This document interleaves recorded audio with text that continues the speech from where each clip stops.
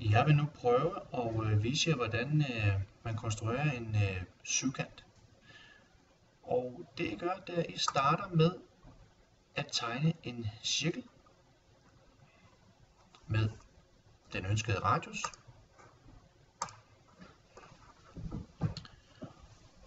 Og ind i den cirkel, der skal I tegne en vandret linje med et tilfældigt mål. I det tilfælde her 2582,03 mm.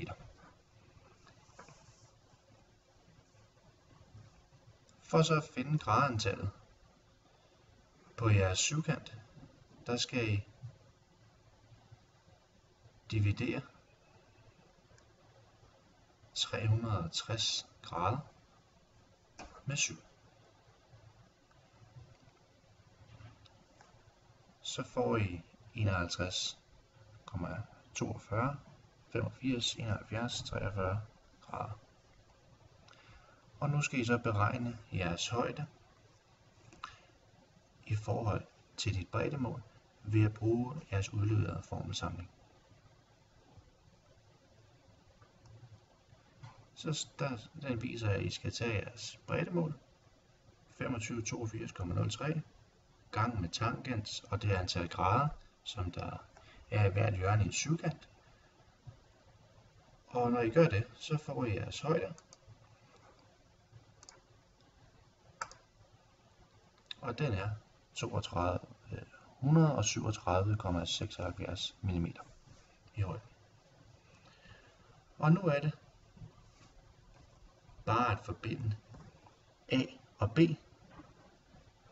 som vist med en grøn linje imellem den gule og den lille henholdsvis jeres bredde og jeres højde.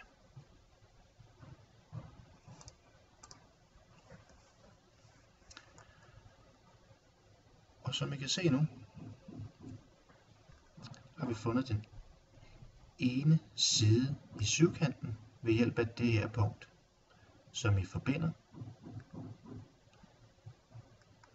med det her punkt her, som vist med den blå linje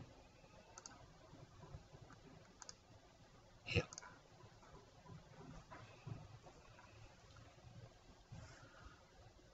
Og nu er det bare at afsætte den blå side eller væg i jeres syvkant, som vist her, når jeg tænder for de orange linjer.